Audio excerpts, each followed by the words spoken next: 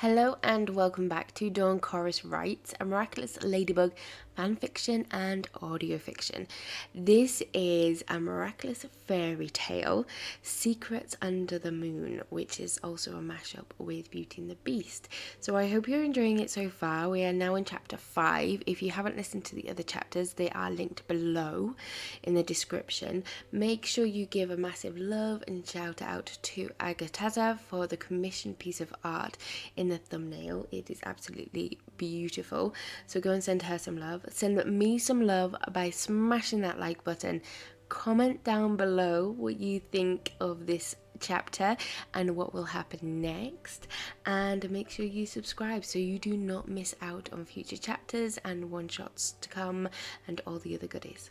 And I hope you enjoy. Chapter 5. Marinette rolled over to the side and felt her soft sheets and covered laid over top of yesterday's clothes. The sound of a phone calling out slammed against the insides of a dull, aching head. She did her usual hand hitting on the top of the phone, hoping to catch the snooze button flashing up on the screen. Noticing something different under the touch, she squinted at the screen and groaned at the crack. How on earth did she manage to? Then, bit by bit, memories flashed into her mind of the night before, of the attack, of the man, creature, cat noir, defended her, getting injured. And yet, if that was all actually happened, then how did she end up back here? No, surely it was all a dream. A weird one, that's a given, but she must have dropped her phone yesterday at some point and came back here after dropping the order off and then worked until she climbed into bed. Yeah, that must be it. And yet, the mannequin was the same as she left in the morning, and the sewing machine had no new fabric in it. Okay, Marinette, take a deep breath. Doesn't mean exactly what you think it does. She let out a weary laugh. No, there is simply no such thing as magic. No, I refuse to believe it. The way he was injured, there was no way he could carry her back. I mean, even if he existed, nevertheless, how would he know where she lived? At that point, she couldn't help but glancing around her room, expecting to see a cat man dressed in black sitting on a chaise. She let out a sigh when the seat was vacant. Okay, that's good. Whew, not going slowly insane, she breathed. Maybe some air will help. Yeah, that could work. Marinette pushed open her skylight and embraced the chilly February air hitting her face. The clouds were heavy in the sky, threatening her with either sleet or snow as she climbed out. Oh! The freezing slab stung her bare feet, not realizing her shoes were off. It was then she was about to make her way back inside when she noticed a single red rose, gently placed on her makeshift coffee table. She edged closer, glancing around the rooftops. Surely not. But as she got closer, there was a note. Thank you again for helping me home last night. Yours, Cat Noir. She clung onto the note in one hand and the rose in the other, as she brought it to her nose, greeted with a subtle sweet fragrance, brushing the petals against the tip of her nose. It was real. Did that mean it was all real? Everything she had seen, witnessed last night, was real? But it can't be. It's not possible. Then those eyes filtered through the haze forming in her mind. How deep they were, like staring in the center of an emerald, holding secrets of how it had come to be. She clenched her eyes shut as another searing pain tore through the front of her forehead. His eyes remained the same, but around them lost the darkened fur, but was replaced with a laughter line, and her name said in a singing tone, She tried to reach out to it, but only wisps of the dream, memory, lingered in her grasp, replaced with a renewed aching sensation, not sure if it sprouted from her mind or her heart. She needed coffee, and it was Sunday. She sighed with relief, which meant a full day of focusing on her design. The dress. That was what was important right now, not the concept of magic and little flying. More images of the night before flashed into her mind, of Tiki and Plag. When he did that thing through the door. Nope. No. Not going there. Coffee, dress, focus. She hung on to the delicate rose as she climbed back through the window, down the stairs, and into the kitchen. She pressed play on the radio, unable to cope with the unusual silence of her parents' absence, and wondering what her mum would say if she told her. She filled the kettle and bopped her hips around to the upbeat tempo. What she needed was a shower and a change of clothes, yes. Rid herself of yesterday and start afresh. Whilst her coffee was brewing, Marinette did just that, instantly feeling better, cleansing herself of lingering ghosts, and placed on her comfy jumper and jeans. She sat on the floor and rolled out the silk Chloe had caused her to drop into the puddle. Not all of it was ruined. Part of it was salvageable if she was creative enough. She could use the clean part for the bodice of the dress, and then she might have enough money for the skirt, part of the dress. Suddenly an image of the first part came into her mind, of the known street gang, the Howlers. She had never witnessed them firsthand until now. The story of them tormenting residents of Paris seemed like a scary story parents told their children so not to wander the streets late at night. But the stories were true. Too many stories were becoming a reality instead of remaining in the fairy tales they belonged to. And yet, there had only been 3 men last night wanting a purse, and she had heard there were more of the members of the gang roaming as a pack. Oh, her purse! She had her phone, but where was her purse? She jumped to her feet, scanning her desk, dashing up the ladder and around her bed. There it was, laid carefully on one shelf, and her ID out next to it. Was that how he knew where she lived? She sighed, partly in relief, and then stopped, puzzling over the thought. Which way did he bring her in? Glancing at the trapdoor and then at the window, remembering the rose. A light laughter escaped her mouth at the strangeness of it all, shaking her head to stop the continuation of thought. She picked up a purse, studying the contents. Her keys, the money, all of it seemed to be there. Carefully she lay back in the same spot and tried not to think about how Kat had jumped in, defending her. No, Marinette, focus back on your task. The dress is the important aspect for today, not... She climbed back down and took a deep breath and pressed play on a sewing playlist, which always seemed to get her into the zone. Hours passed before she realized her stomach was complaining from lack of food. She stepped back from her mannequin that now wore a delicate bodice with a sweetheart neckline and thought about the embellishments she would add to it. But first, food. Hearing her mum's voice inside her head, a focused mind is a fed mind. Noticing for the first time how much she missed them. The sound of them pottering around down the stairs. The smell of the food which always seemed to appear just at the right time. Finding truth in the saying, you don't know what you have until it's gone. Opening the fridge, she grinned at the stack of Tupperware labelled with the first 4 days of their leave and a note informing her the rest were in the freezer. Oh, how well her mum knew her and how she had found the time to do all this before they left. She would never know. She was Wonder Woman. Marinette took one from the top and realized it was labelled for yesterday. She placed a pan on the stove for the noodles and followed the instructions to reheat. With a steaming bowl in hand, she made her way to a balcony. Flinging a blanket onto her chair, she breathed in the aroma of lemongrass and ginger as the chill tickled her cheeks. The winter sun gave way to the crescent moon high in the clear night and placed her empty bowl on the bobbined coffin table. She could almost make out a few stars breaking through the glow of the city. It was nights like tonight. She wished she was back on that camping trip Alia had insisted on in the Loire Valley, a graduation present to themselves from school. She said it was a rite of passage.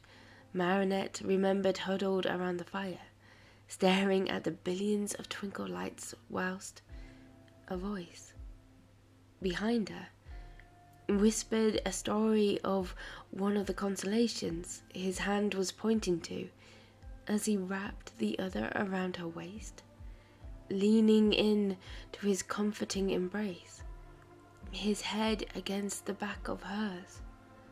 A sense of peace, love, connection.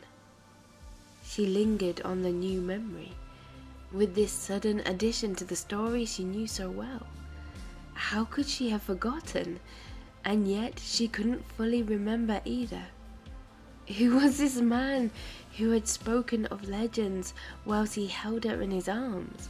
How could she forget him? How had she forgotten that love, and where was it now? Goosebumps covered her exposed skin as a shiver ricocheted down her spine, causing her body to shudder. She wrapped the blanket tighter around her shoulders. Oh, the warmth of his body as she cozied in against him. Who? How could she forget and still have this fragment of who, and a sensation of missing him? She brought her knees up to her chest and leant her head against them, not realizing a few tears had escaped, dripping from her jaw onto the woven fabric. "Hello," a voice sounded to the left of her. She spun round, becoming tangled into the blanket at this unexpected visitor. Hello? Sorry, I didn't mean to. Careful." A tall figure, cloaked in the shadows, jumped down from her wall and stepped into the low glow from her draped fairy lights, holding an arm out front as if he was about to catch her if she fell. Her eyes darted from the figure back to her wrapped legs. She tried to peel back the fabric which had transformed her legs into a mermaid's tail and noticed a slight tremor. Taking a deep breath, she slowly glanced at the figure who remained in the spot, locking onto his green eyes, the same ones which had been haunting her all day. "So, it's real. You're real then?" Speaking her thoughts out loud. "Yeah, I am. I hope you don't mind. I just wanted to check up on you after last night and everything." He pulled back the black hood, dropping his eyes and rubbed the back of his head. Mane? She had, of course, seen it last night. Clearer pictures now invaded her mind, but under the glow of the lights above, highlighted elements where his natural hair blended in with the fur. After all, Plague had said they were human once, before. How on earth did all this happen? What had happened to them? "I should ask you that." She gestured to his stomach area. "How? You brought me back?" He took another step closer to her. "Yeah, I thought it best, rather than waking in the chair, in a strange home." Thinking for a moment it'd been a dream. She let out a strained laugh and noticed his cat mouth, which was more human than the rest of his face, curled up at the sides as he smiled. "But really, how did you heal so fast?" "I don't know if it's a gift or just another curse laid on top of this, but I find my wounds now heal 10 times faster than before." "Wounds? You say it as if it's a common occurrence for you to get stabbed?" A surprised laugh spilled from his mouth as the smile grew wider and his eyes shone brighter. Stabbing? No, that's a new one for me, but let's say that wasn't the first time I've ran into the Howlers. Her own smile vanished from her lips as an unexpected sensation of disappointment, of something she couldn't put a finger on, landed in the pit of her stomach. So he hadn't been there for her? He'd been there to stop the Howlers, not to guard her. That's why you stepped in, defended me, for the Howlers? She brought her arm tighter around her legs, resting her chin on her knee, unable to see rejection in his eyes, but oh, why should that matter to her? She doesn't even know him. I heard you call out. I often walk the rooftops or in the shadows below, so I came to help, to stop them. And I'm so grateful you did. Her chin slid away for her cheek and temple to rest on her knee, angling her face back towards him, but not his eyes. If you hadn't, she scrunched up her face and closed her eyes at the mere thought. She could hear him take a few steps closer. Slowly, she opened one eye and watched him fidget on the spot, as if debating to move again. It was all too strange. How he looked like a form of a cat, but his manners reminded her more of a man, a nervous, unsure man, unlike last night when he fought like a beast. He darted the few steps closer to her, picked up the blanket that had shifted off her shoulders, and carefully placed it over her. The weight of his claw-like hands resting on her shoulders brought a comfort that she hadn't realized she needed. The fear of what if gave way to new tears as she tried to block out the look of the three men approaching her. She hadn't noticed Kat now kneeling beside her against the chair until he spoke. May I? He held his other arm open for her, giving her the choice. She searched his eyes and somehow knew she could trust this stranger and felt the need for his embrace. She nodded her head slowly. She leaned towards him as he edged towards her. Oh, the warmth of his body in contrast to the chill of his black leather jacket, but the softness of the cotton from the hoodie poking out from underneath, touching against her fingers. But what surprised her the most was the sensation of his mane like hair brushing against her cheek. It was soft and wiry at the same time.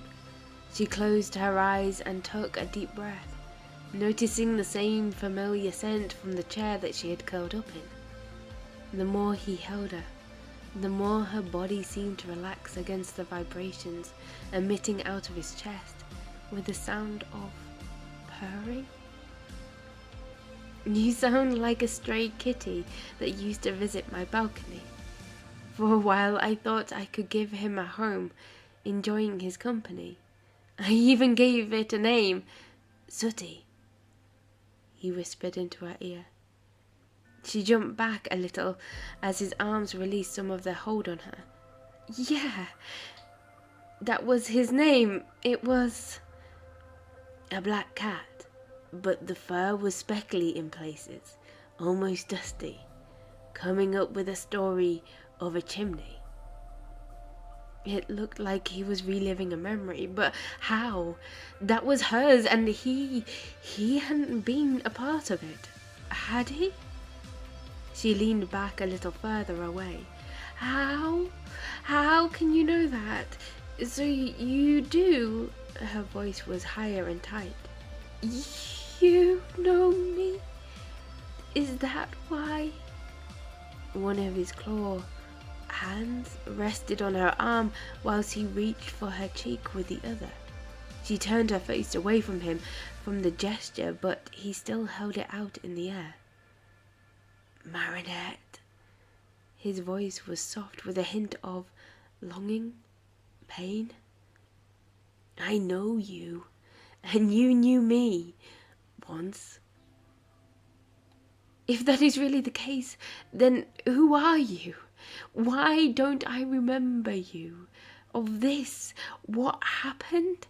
To you, how can you know me, but I don't know you? What is your name? His clawed hand reached for her cheek and took it, making her eyes land on his. His mouth opened, but no sound came out. I can't. Oh, I see. Her gaze fell to her hands, which were pressed against his chest, but the vibration had stopped. He released his hold and edged back. I wish I could. It's getting late. I still have lots to do. She gestures to the skylight, torn between wanting to be alone and processing through the mountain of thoughts piling high in her mind, but needing. No, how could she need him near when she doesn't know him? Plus, I have an early start in the morning. I understand, Marinette. I will let you get on. He was about to stand, but paused. May I come back tomorrow night and talk a little more? Yeah, I would like that. Kitty. She gave him a nervous smile, tugging at the bottom of her lip with her teeth. Kitty? His eyes widened brightly at the nickname. Cat Noir sounds a little formal now. Or a superhero? Kitty seems more like making friends with a stray cat again. She couldn't help but laugh. Yeah, something like that. But you already have a home.